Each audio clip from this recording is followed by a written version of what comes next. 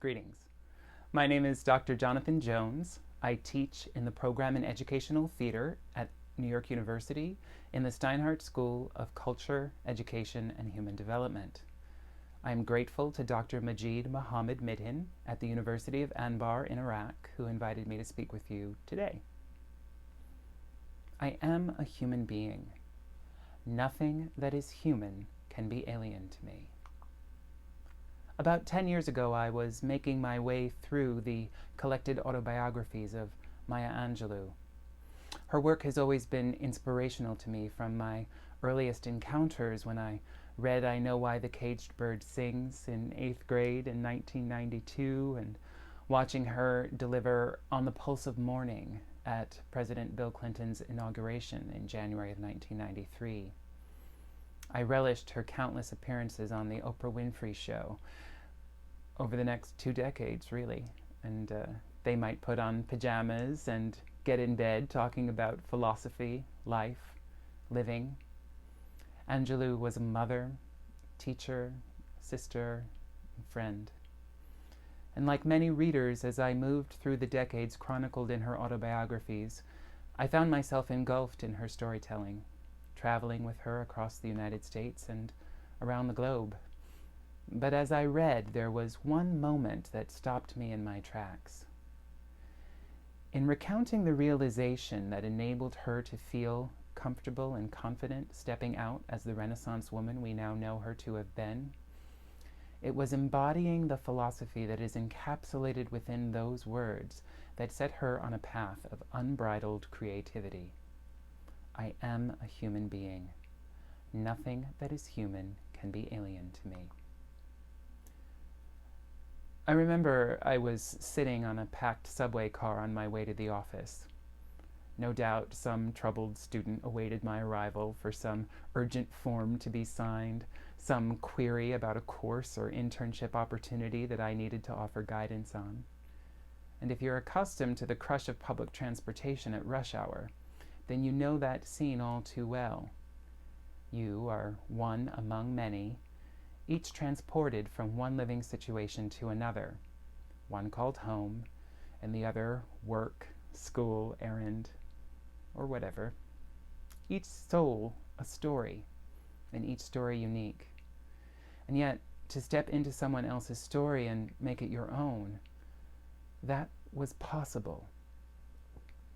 Nothing that is human can be alien to me.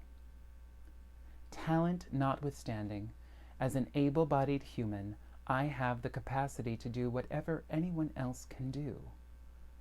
I may not have the opportunity, but if they can do it, so can I. I looked at those other faces on the train that day and marveled. Wherever they might be headed, whatever they might be doing that day, I could do that too. That quote came to Maya Angelou by way of the Roman playwright Terence. Homo sum, humani nihil a me alienum puto. From my reading, Terence started as an enslaved person with lineage from North Africa. He was subsequently emancipated and thereafter became a celebrated playwright in ancient Rome, whose work is studied and performed to this day. And that was a biography that resonated with Angelou on a visceral level. In a society where her own biography as a black woman might position her as one without power, without voice, without opportunity, there was still possibility, and she could draw upon her creativity to become. But what of creativity?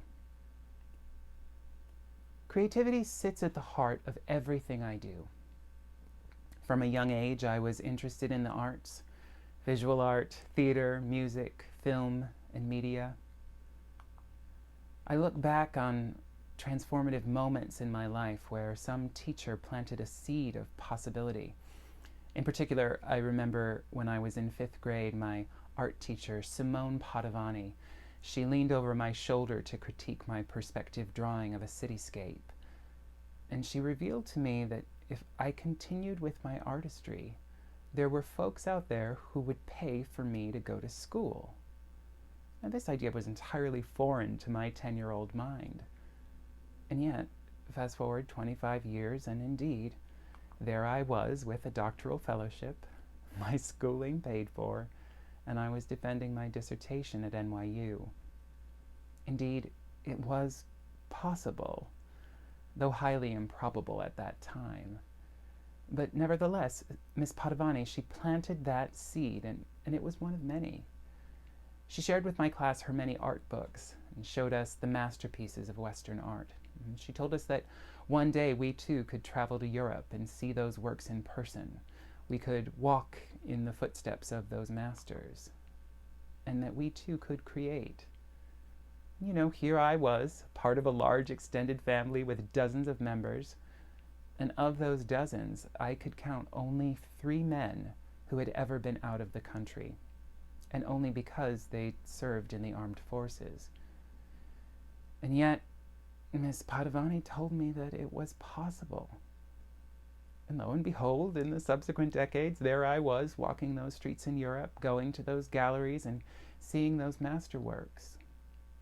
And I was creating in many different aspects of my life.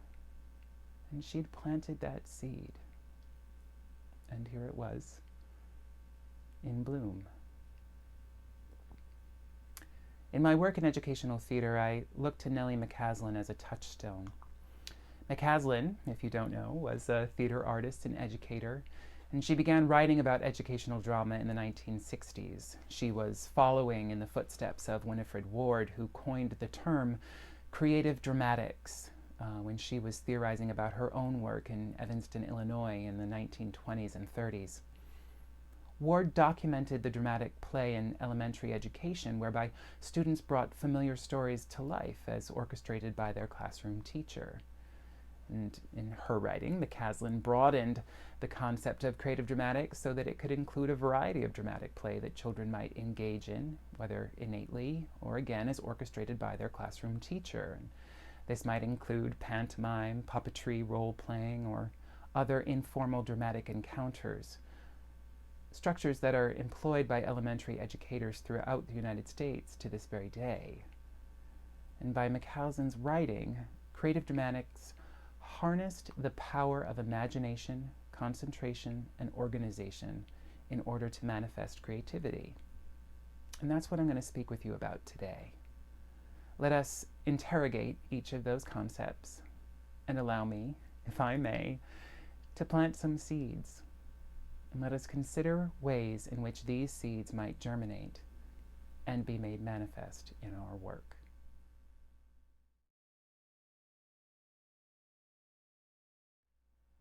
Imagination. McCaslin defines imagination as the magic force that goes beyond the mastery of facts and techniques in the search of new ideas.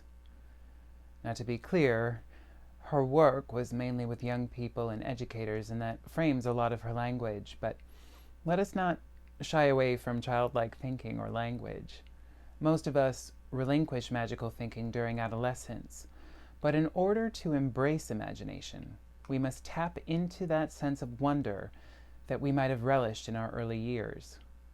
Where would we be as writers, readers, creatives, artists, if we weren't able to step away from what is known and allow our mind to wander? It is not enough to report or document. Those tasks are necessary and important, but so too is the art of invention. What if is our guidepost, directing us away from what is known into the undefined, unformed, and unknown. Now, I am busy out of habit. I overwhelm myself with tasks, be them professional or personal. Just a month ago, one of my sisters observed me up to my elbows in mud and paint splatters as I attended to some yard work around my mother's house. And she said to me, "Can't you ever just sit and relax?" Now, the question was rhetorical on her end, but I received it as philosophical. Am I capable of sitting and relaxing? Rarely. That's just not who I am. But Where does that must-get-it-done attitude come from?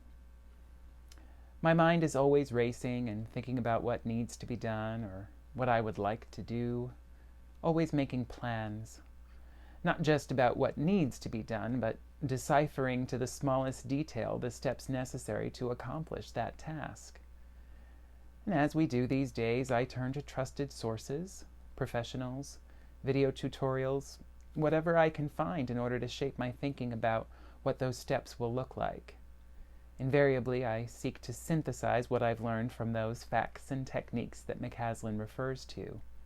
But yet, I embark on my own path as it visually becomes manifest in my imagination.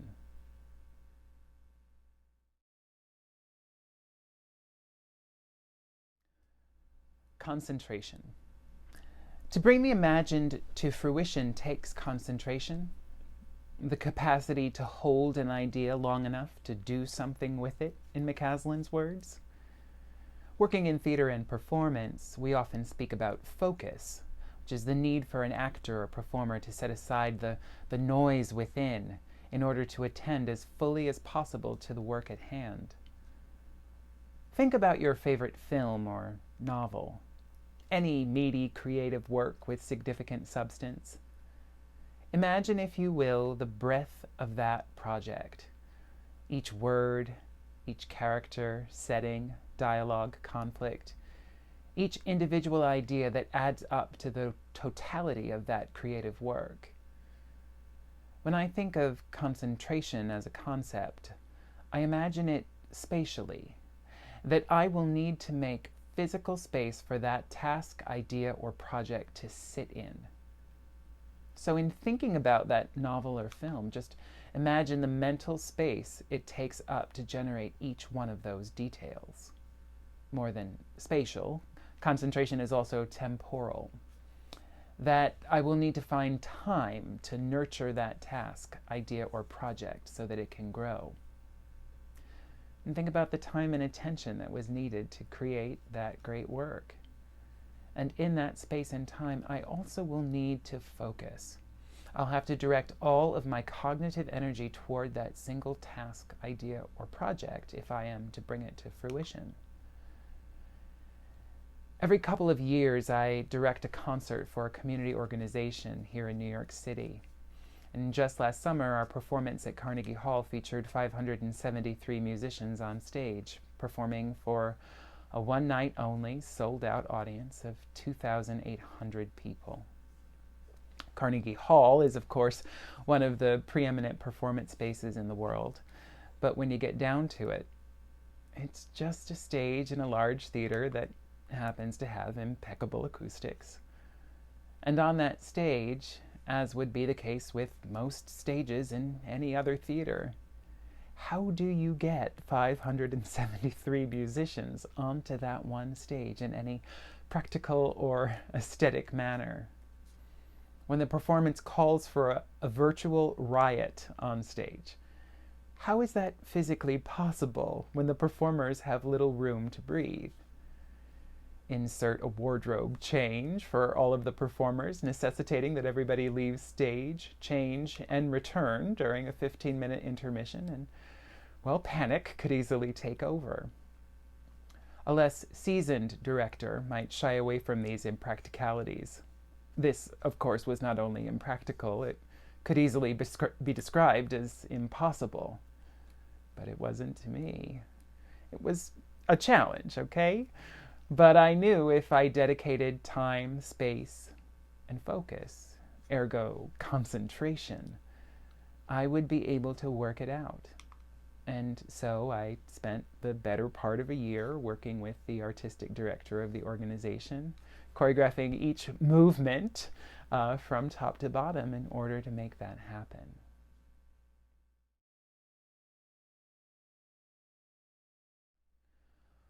Organization.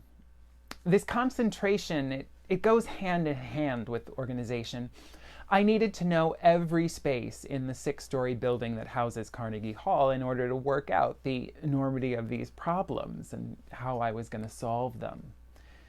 Of organization, Nellie McCaslin notes that It does not mean the imposing of a conventional form, but rather an arrangement of parts or materials in order to achieve order. Now, when it came to that Carnegie Hall performance, there was no pre-existing playbook to follow. When I described the program in broad strokes to the house manager at the theater, she replied, "Oh no, you can't do that." And I thought, watch me. Some might find that pushback off-putting, and to me, though, it was just another illustration of the scope of the challenge that I was facing, and to which I responded by expanding the space, time, focus, concentration that I was going to need in order to bring what I'd imagined to the stage. There were 573 musicians from all across the United States, 40 volunteers, countless staff at Carnegie Hall, 6 floors, 15 dressing rooms, 3 staircases, 2 elevators, 2 hours of music. There was nothing conventional that I could turn to. I would have to imagine my way out of it. And as there were many people relying on me to deliver for our waiting audience, organization, that arrangement of parts and materials, that was the only way that I was going to make that possible. And for me, that's true not just in preparing for this one event, but rather organization is the key to most of the endeavors that I engage in. I mean, each class I teach, each article or manuscript I write, every vacation I plan, every moment is accounted for in advance. And while that may seem like little is left to chance, generally the opposite occurs. Spontaneity becomes possible because I have that organization to rely upon. And that, I said, organization goes hand in hand with concentration. Indeed, the organization provides a structure that allows space, time, and focus from which endless possibilities can emerge. And indeed they do.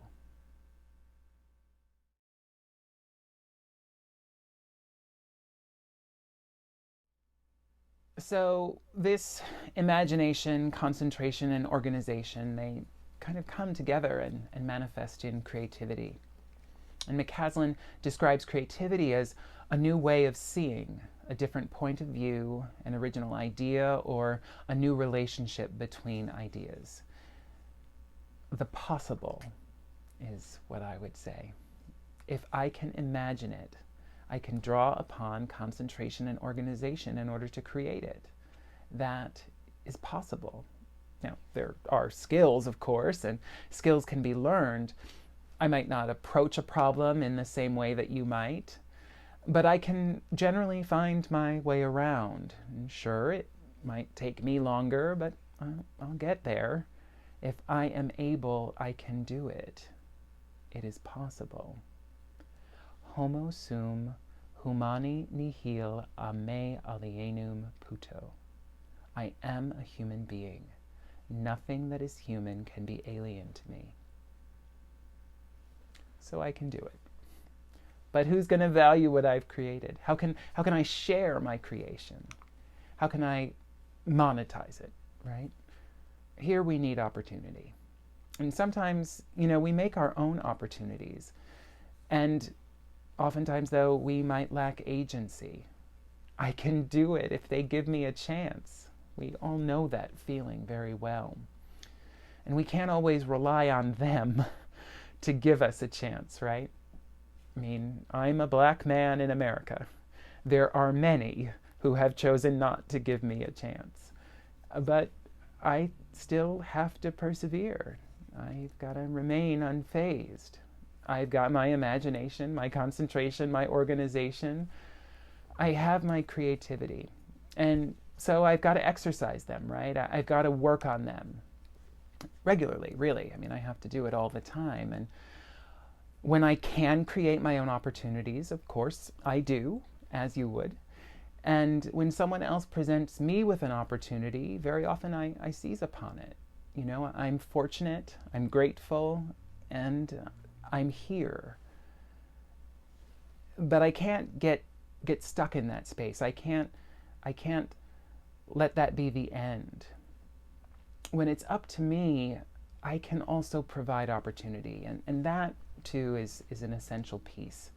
Providing opportunity to others, it's a key component of creativity. And, you know, what I can do, it's nothing compared to what I can do with others, what we can do. You too are a human being, no matter what they might say or what they might think. And nothing that is human can be alien to you either.